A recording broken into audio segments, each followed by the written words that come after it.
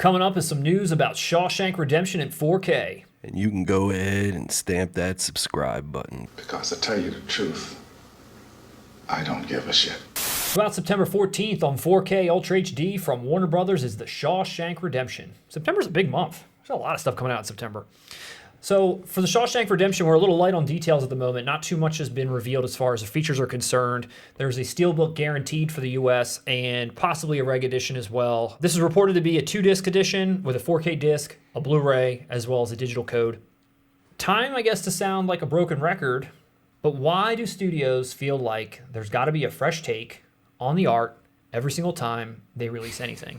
Oh yeah, I know. I've seen it 3 times this month. It just doesn't seem necessary. And here you've got, in all of these releases, the Steelbook and the regular editions, you've got Andy and Red, essentially in different formations, whether they're sitting next to each other or they're talking with one another. But I just don't get it why. And again, I'm gonna just point out something specific here, which is this purple sort of color motif that they've got going on here. I don't know why they're leaning so heavily into this purple. Everything about it is purple. When you open it up, it looks purple. And what's crazy is Zavvi put out an ultimate collector's edition of Shawshank Redemption.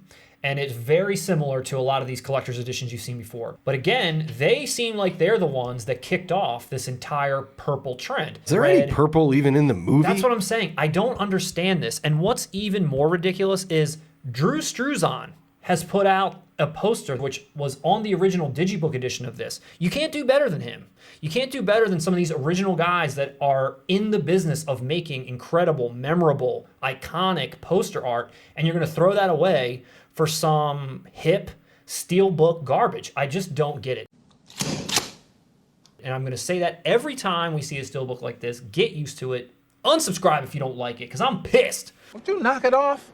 Actually, don't unsubscribe, please. Don't leave us. There's really no update on the features, what will be included. However, the Digibook was pretty awesome. I mean, it had over 2 hours of featurettes. It had the 10th anniversary interview with Charlie Rose that had Morgan Freeman, Tim Robbins, and it had Frank Darabont, which is awesome. It was like almost an hour long. Again, you had commentary from Frank Darabont as well, and it had this lossless Dolby 5.1 soundtrack. As far as the film itself, if you are a person that's never seen it, which is crazy, just like maybe you thought about me when I said I'd never seen Halloween or I'd never seen Raiders of the Lost Ark, this is a timeless drama.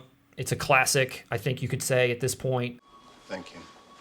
So that being said, you know, it might be worth picking this up in 4K anyway, depending on what the presentation is, depending on what the transfer is, because this is just that good of a movie that maybe it does warrant continuing to support, continuing to pick up. I just wish that they wouldn't keep tinkering with the look of it. I don't know about most. I don't know about you, Russ. I slept on this movie. When it came out, I was only 12 years old.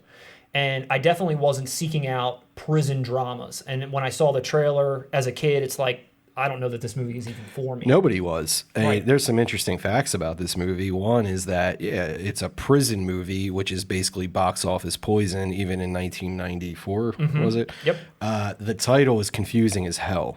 Yes. Now, over time, we've all grown accustomed to it. But if you just hear a movie called Shawshank Redemption with no trailer, what is that about? Nobody Nothing. knows. So this bombed heavily theatrically. It went on to become, I believe, the most rented video cassette of all time. A film that was nominated for 7 Academy Awards. Since that time, the film has seeped into our culture and our hearts.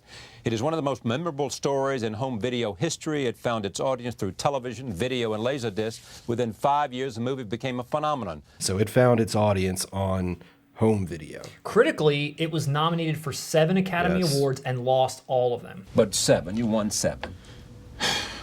But we nominated. We nominated for 7. we were Nominated for 7, I'm sorry.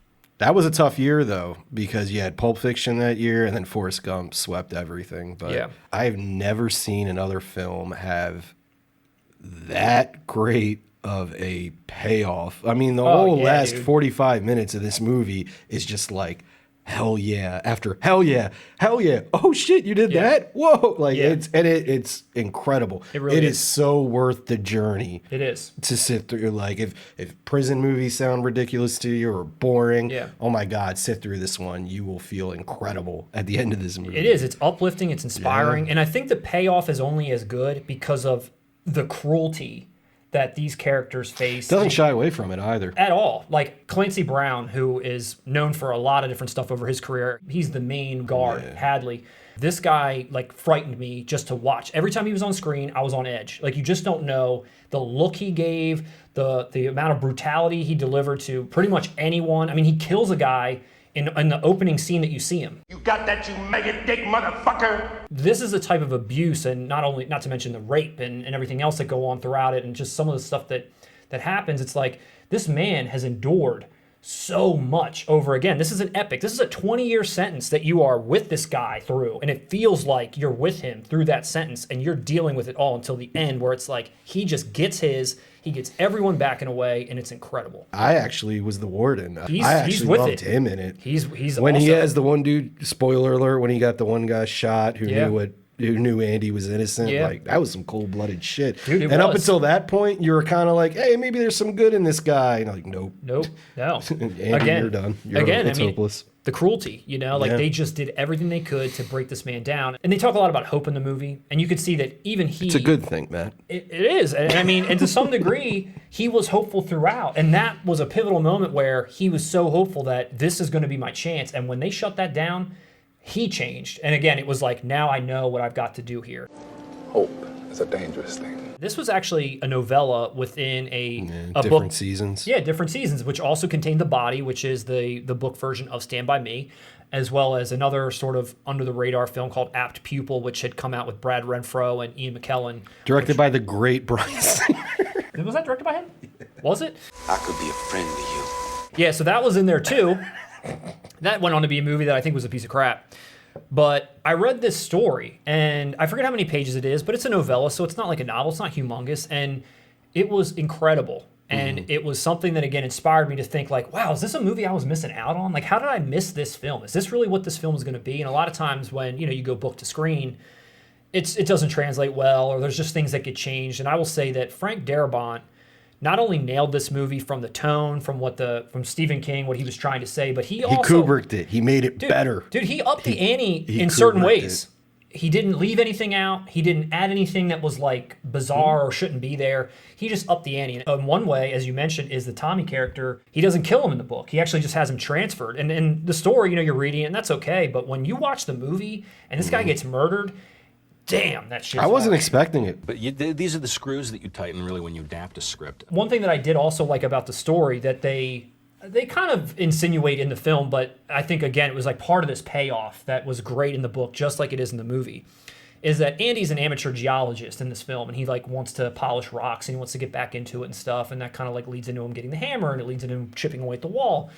One of the elements in the book that they talk about is how he was so familiar with geology and so familiar with rocks and minerals and that kind of material that he was familiar with how the prison was built, and he was familiar with how long it would take for the prison walls to deteriorate to the point where it was going to take him X amount of years to actually break through that thing. And that was part of the payoff at the end too, where you're like, God, this guy was scheming for so long, chipping away for so long, trying to plot, trying to plan that, again, just like the movie, you don't really know that he's doing that stuff. You don't really know that he's fed up. You think he might kill himself. You don't know, but he's been working towards getting the fuck out for 20 years, and it pays off so well. And that little detail in the book I thought was kind of cool that, he kind of like planned it out to that T.